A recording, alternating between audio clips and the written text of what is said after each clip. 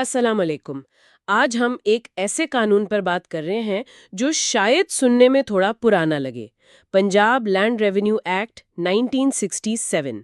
لیکن یہ پنجاب میں زمین سے جڑے معاملات کی آپ کہہ لیں بنیاد ہے۔ ہمارے پاس اس ایکٹ کے کچھ حصے ہیں: تعارف، بنیادی تعریفیں، اور پھر P P S C brothers academy کے نوٹ سے باب 14 اور 15 کے کچھ خاص نکات۔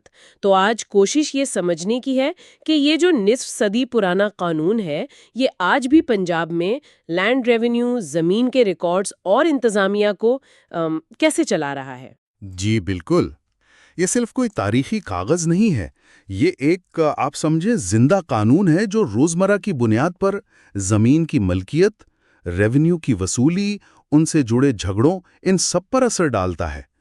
اس کا جو بنیادی مقصد تھا نا، جیسا تمہید میں بھی لکھا ہے، وہ یہ تھا کہ لینڈ ریونیو کے جتنے قانون بکھرے ہوئے تھے ان کو اکٹھا کیا جائے، ان میں ترمیم کی جائے، تاکہ یہ جو حقوق کا ریکارڈ ہے، مطلب فرد ملکیت وغیرہ، اس کی تیاری، اس کی دیکھ بھال، پھر ریونیو کا اندازہ کیسے لگے گا، وصول کیسے ہوگا، اور یہ جو ریونیو آفیسرز ہیں ان کے کیا اختیارات ہوں گے، یہ سارا نظام جو ہے وہ منظم ہو سکے۔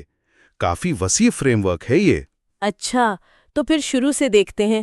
باب اول جو ابتدائی حصہ ہے، اس میں ایکٹ کا نام تو آ گیا، پنجاب لینڈ ریونیو ایکٹ 1967، اور یہ بتایا گیا ہے کہ یہ پورے پنجاب پر لاگو ہوگا سوائے ان قبائلی علاقوں کے جو صوبے میں شامل کیے گئے ہیں، اور یہ بھی کہ حکومت نوٹیفیکیشن سے اس کی مختلف شقیں مختلف علاقوں میں الگ الگ وقت پر نافذ کر سکتی ہے۔ یہ لچک کیوں رکھی گئی ہے اس میں؟ دیکھیں، یہ جو لچک ہے نا، جو سیکشن 2 میں اور واضح ہوتی ہے، یہ اصل میں انتظامی حکمت عملی ہے۔ ہو سکتا ہے کسی علاقے کے حالات مختلف ہوں، زمین کی قسم الگ ہو، یا وہاں کا سماجی ڈھانچہ ایسا ہو کہ ایکٹ کے کوئی خاص شق وہ فوراً وہاں لگانا ٹھیک نہ ہو۔ تو ایسی صورت میں حکومت کو اختیار ہے کہ وہ اس علاقے کو اس شق سے مستثنیٰ کر دے، مطلب چھوٹ دے دے، اور اس دوران کوئی عبوری یعنی ٹیمپریری رولز بنا لے۔ اسی طرح سیکشن 3 ہے، وہ بورڈ آف ریونیو کو اختیار دیتا ہے کہ کچھ علاقوں کو لینڈ ریونیو کے تخمینے اور وصولی کے عام طریقے سے الگ رکھے۔ شاید وہاں کوئی پرانا خاص نظام چل رہا ہو، تو یہ زمینی حقائق کو سامنے رکھنے کی ایک کوشش ہے۔ ہاں، یہ بات تو سمجھ آتی ہے۔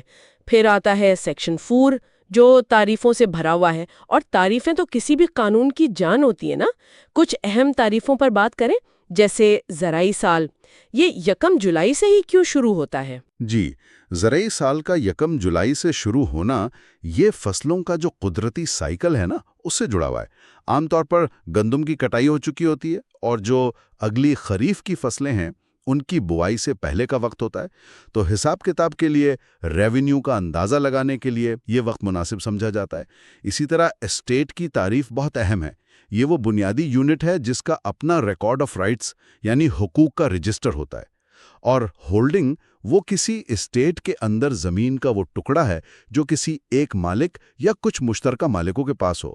یہ اصطلاحات زمین کی تقسیم اور اس کے انتظام کو سمجھنے کے لیے آپ کہہ لیں چابی ہیں۔ اور لینڈ اونر یعنی مالک اراضی کی تعریف بھی دلچسپ ہے۔ اس میں وہ شخص تو شامل ہے جسے بقایا جات کی وصولی کے لیے زمین ٹرانسفر ہوئی ہو، لیکن کرایہ دار شامل نہیں۔ اس فرق کی کیا وجہ ہے؟ دیکھیں، یہ فرق حقوق اور ذمہ داریوں کو بالکل واضح کرتا ہے۔ مالک اراضی بنیادی طور پر تو وہ ہے جس کی ملکیت میں زمین ہے، اور جو لینڈ ریونیو دینے کا ذمہ دار ہے۔ اب اگر کسی کی زمین سمجھیں قرض کی وجہ سے یا بقایا جات کی وصولی میں عارضی طور پر کسی اور کو مل جاتی ہے، تو وہ شخص مالک کے کچھ اختیارات تو استعمال کر سکتا ہے، لیکن وہ مستقل مالک نہیں بن جاتا۔ جبکہ کرایہ دار کا تعلق تو صرف زمین کاشت کرنے اور اس کا کرایہ دینے سے ہے، ملکیت سے نہیں۔ یہ فرق وراثت میں، خرید و فروخت میں، اور ریونیو کی ذمہ داری کس پر ہے اس کے تعین میں بہت اہم ہے۔ لینڈ ریونیو کی تعریف میں یہ بھی شامل ہے کہ اگر آپ پاشی مطلب نہری پانی وغیرہ سے زمین کی قیمت بڑھی ہے تو اس پر لگنے والے ریٹس بھی لینڈ ریونیو ہے۔ یہ تو صرف زمین کا ٹیکس نہیں ہوا، پھر یہ تو اس سے ہونے والے فائدے پر بھی ایک حصہ ہے۔ بالکل، یہ تصور یہی ہے کہ اگر ریاست کے وسائل جیسے نہری پانی استعمال کرنے سے زمین کی پیداوار بڑھی ہے، تو ریاست اس بڑھے ہوئے فائدے میں سے ایک حصہ وصول کرنے کا حق رکھتی ہے۔ یہ لینڈ ریونیو کے تصور کو تھوڑا وسیع کرتا ہے۔ نیٹ ایسیٹس یعنی خالص اثاثہ جات کی تعریف تو کافی لمبی چوڑی ہے۔ یہ صرف پیداوار نہیں بلکہ سارے خرچے نکالنے کے بعد جو اوسط اضافی پیداوار بچتی ہے اس میں پانی، بیج، کھاد، یہاں تک کہ کرایہ وصول کرنے کے خرچے بھی شامل ہیں۔ کیا یہ اندازہ لگانا عملی طور پر مشکل نہیں ہوتا ہوگا؟ یقیناً یہ ایک پیچیدہ کام ہے۔ اس میں اندازے کا، اوسط کا عنصر شامل ہے۔ ریونیو افسران کو مقامی حالات دیکھنے ہوتے ہیں، کون سی فصلیں لگتی ہیں، منڈی میں کیا بھاؤ چل رہا ہے، کاشتکاری کے عام طریقے کیا ہیں، ان سب کو سامنے رکھ کر یہ اندازہ لگانا ہوتا ہے۔ اس تعریف کا مقصد یہ ہے کہ لینڈ ریونیو زمین کی جو اصل پیداواری صلاحیت ہے نا، اس کی بنیاد پر منصفانہ طور پر لگے، صرف کل پیداوار پر نہ لگ جائے۔ عملی مشکلیں تو ہیں اپنی جگہ، لیکن نظریہ تو منصفانہ تشخیص کا ہی ہے۔ اور پھر پٹواری جس میں تپیدار بھی شامل ہے، اور ولیج آفیسر جس میں قانون گو، پٹواری، نمبردار وغیرہ شامل ہیں، یہ بنیادی انتظامی اصطلاحات ہیں۔ لیکن ایک نئی تعریف اراضی ریکارڈ سینٹر یہ بھی شامل کی گئی ہے۔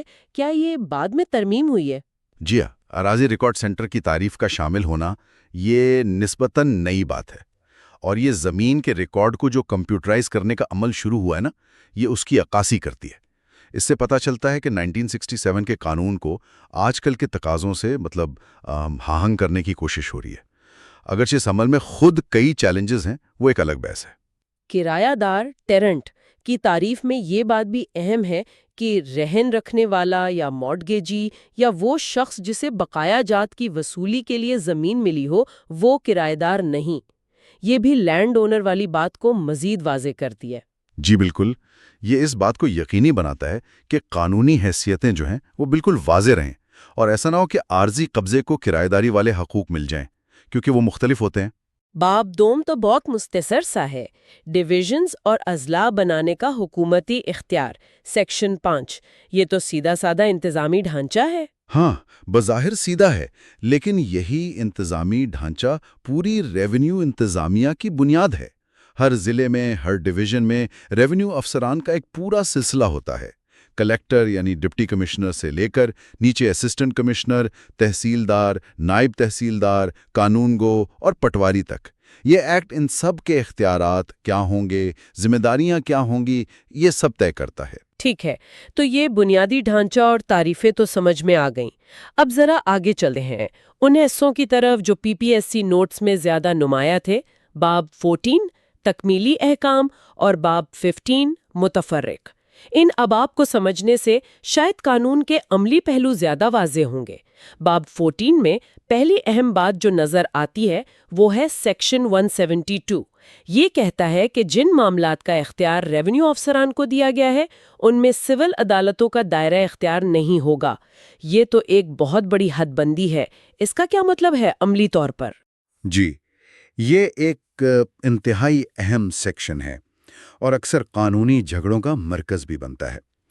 اس کا بنیادی مقصد یہ ہے کہ ریونیو کے جو خاص معاملات ہیں، جیسے ریکارڈ کی درستگی کا مسئلہ ہے یا لینڈ ریونیو کا تعین ہے، زمین کی تقسیم، پارٹیشن، ان معاملات کو خاص طور پر تربیت یافتہ ریونیو افسران ہی دیکھیں اور جلدی نمٹائیں۔ خیال یہ ہے کہ ریونیو افسران ان معاملات کی باریکیوں کو بہتر سمجھتے ہیں اور فیصلے جلد کر سکتے ہیں۔ عملی طور پر اس کا مطلب یہ ہوا کہ اگر آپ کا مسئلہ خالصتاً ریونیو نوعیت کا ہے نا، تو آپ سیدھا سول کورٹ نہیں جا سکتے۔ آپ کو پہلے ریونیو کی جو ہیرارکی ہے، پٹواری سے لے کر بورڈ آف ریونیو تک، اسی نظام کے ذریعے جانا ہوگا۔ لیکن کیا اس سے انصاف ملنے کا راستہ محدود نہیں ہو جاتا؟ اگر کوئی شخص ریونیو آفیسر کے فیصلے سے مطمئن نہ ہو تو؟ یہ ایک بالکل جائز خدشہ ہے، اسی لیے ایکٹ کے اندر ہی اپیل کا، نظر ثانی کا ایک پورا نظام موجود ہے۔ ایک ریونیو افسر کے فیصلے کے خلاف آپ اگلے سینئر افسر کے پاس جا سکتے ہیں، پھر بورڈ آف ریونیو تک اپیل کی جا سکتی ہے۔ البتہ یہ سوال اپنی جگہ رہتا ہے کہ کیا یہ اندرونی نظام اتنا ہی غیر جانبدار اور مؤثر ہے جتنا عدالتی نظام ہو سکتا ہے؟ سیکشن 172 کا مقصد تو کام کو تیز کرنا ہے، لیکن کبھی کبھی یہ حقوق کے تحفظ پر سوال بھی اٹھا سکتا ہے۔ تاہم ایک بات اہم ہے، اگر معاملہ زمین کی ملکیت کے بنیادی سوال کا ہونا، یعنی ٹائٹل کا، تو اس پر سول عدالت کا اختیار پھر بھی رہتا ہے۔ یہ فرق اکثر بہت باریک ہوتا ہے اور اسی پر بحث ہوتی ہے۔ واقعی یہ تو ایک نازک توازن ہے۔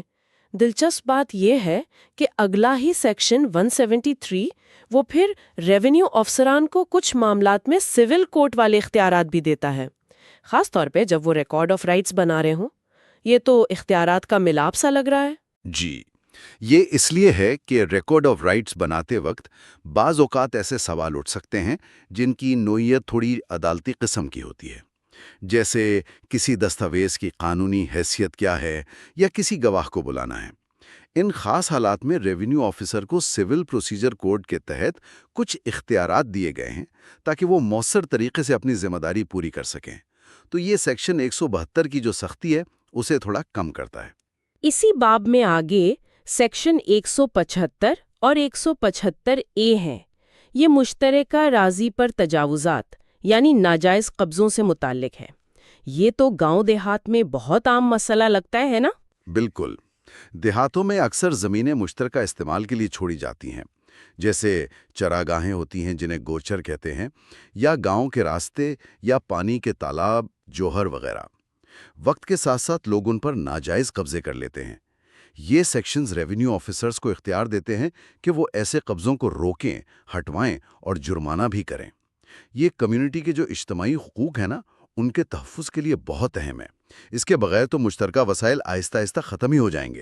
اچھا، یعنی یہ قانون صرف انفرادی ملکیت کی بات نہیں کرتا بلکہ اجتماعی حقوق کو بھی تسلیم کرتا ہے اور ان کے تحفظ کا طریقہ بھی بتاتا ہے۔ یقیناً گاؤں کی سطح پر جو سماجی ہم آہنگی ہے اس کے لیے یہ چیز بہت ضروری ہے۔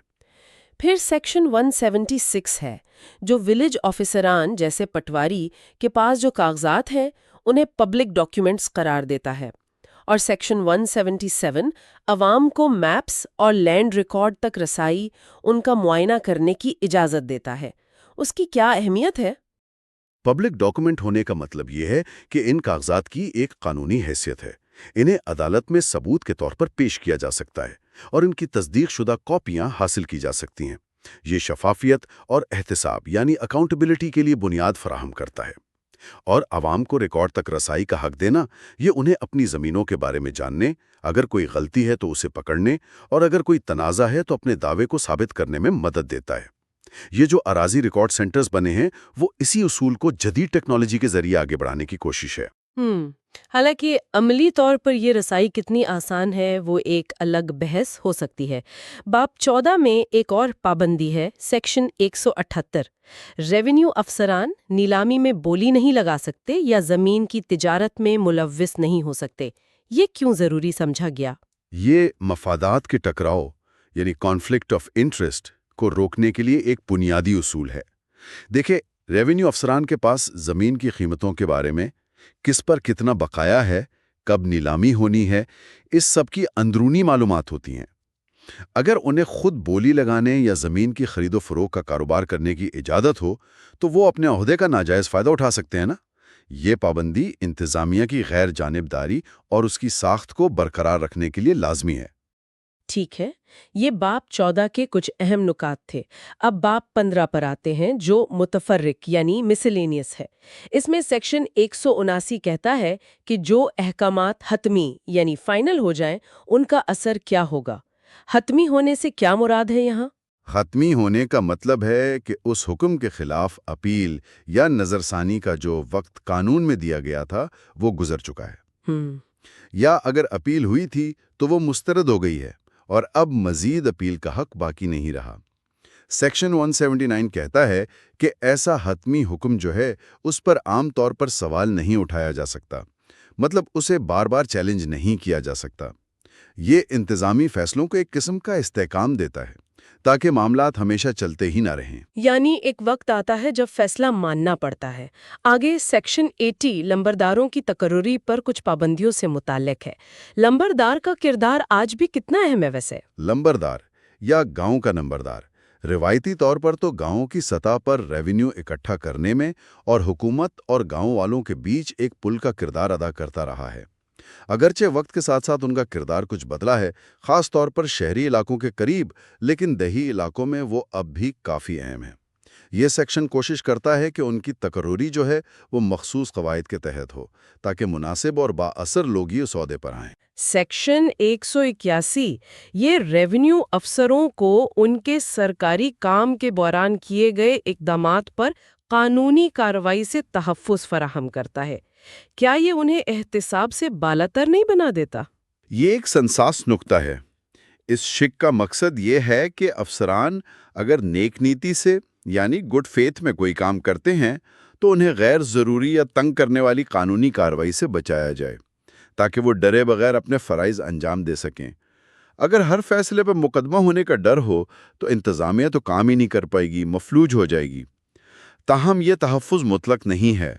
اگر یہ ثابت ہو جائے کہ افسر نے بدنیتی سے کام کیا ہے، اپنے اختیارات سے آگے بڑھا ہے یا قانون کی صاف خلاف ورزی کی ہے تو اس کے خلاف کارروائی ہو سکتی ہے۔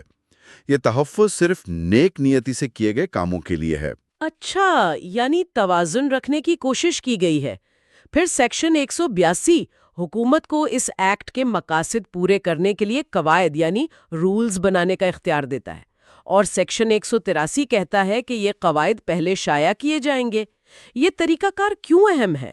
دیکھیں، ایکٹ خود تو ایک بنیادی ڈھانچہ دیتا ہے، لیکن روزمرہ کے کام کو چلانے کے لیے تفصیلات کی، قواعد و ضوابط کی ضرورت ہوتی ہے۔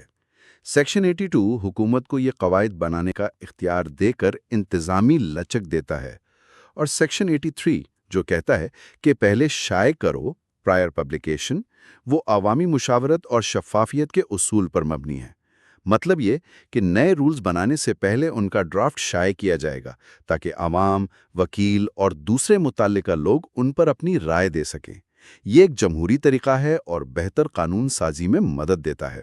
اور آخر میں سیکشن 184 جو ہے وہ پرانے قانونوں کو منسوخ کرتا ہے اور کچھ بچت یعنی سیونگز کی بات کرتا ہے۔ یہ کیا چیز ہے؟ یہ ایک معیاری قانونی شق ہوتی ہے ہر نئے قانون میں۔ جب کوئی نیا قانون آتا ہے تو وہ اکثر پرانے متعلقہ قوانین کی جگہ لے لیتا ہے۔ سیکشن 184 یہی کرتا ہے، بتاتا ہے کہ کون سے پرانے قوانین اب ختم ہو گئے ہیں۔ بچت کی شق یعنی سیونگز کلوز اس بات کو یقینی بناتی ہے کہ اس نئے ایکٹ کے آنے سے پہلے پرانے قوانین کے تحت جو کارروائیاں ہو چکی ہیں، جو حقوق مل چکے ہیں، یہ جو ذمہ داریاں عائد ہو چکی ہیں، وہ متاثر نہیں ہوں گی جب تک کہ نئے ایکٹ میں خود واضح طور پر کچھ اور نہ کہا گیا ہو۔ یہ قانونی تسلسل کو برقرار رکھتا ہے اور ماضی کے اقدامات کو تحفظ دیتا ہے۔ تو اس ساری گفتگو کو اگر سمیٹیں تو ایسا لگتا ہے کہ پنجاب لینڈ ریونیو ایکٹ 1967 واقعی ایک بہت جامع قانون ہے۔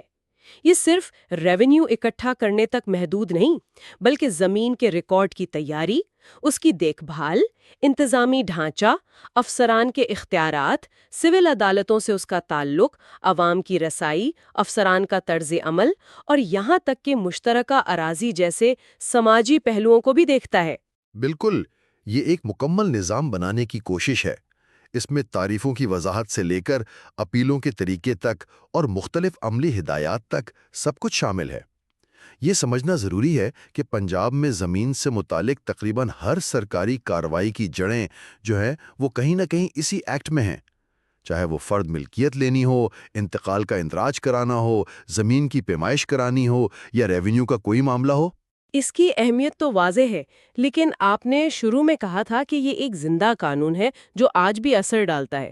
تو کیا یہ 1967 کا فریم ورک آج کے جو چیلنجز ہیں، خاص طور پر بڑھتی ہوئی آبادی، زمین پر دباؤ، شہروں کا پھیلاؤ، ان سے نمٹنے کے لیے کافی ہے؟ یہ ایک بنیادی سوال ہے۔ قانون اپنی جگہ تو جامع ہے، لیکن اس کا نفاذ اور وقت کے ساتھ ساتھ اس میں ضروری ترامیم کا نہ ہونا یہ مسائل پیدا کرتا ہے۔ مثال کے طور پر ریکارڈ کی شفافیت اور رسائی کا اصول تو ہے قانون میں، سیکشن 177، لیکن عملی طور پر پٹواری کلچر اور ریکارڈ تک عام آدمی کی مشکل رسائی یہ ایک حقیقت رہی ہے۔ اراضی ریکارڈ سینٹرز کا قیام اسی مسئلے کو حل کرنے کی ایک کوشش تھی، جس سے کچھ بہتری تو آئی ہے، لیکن اس کے اپنے نئے چیلنجز بھی سامنے آئے ہیں۔ تو آخر میں اس پورے جائزے کے بعد وہ ایک اہم سوال یا نکتہ کیا ہے جس پر سامعین کو غور کرنا چاہیے؟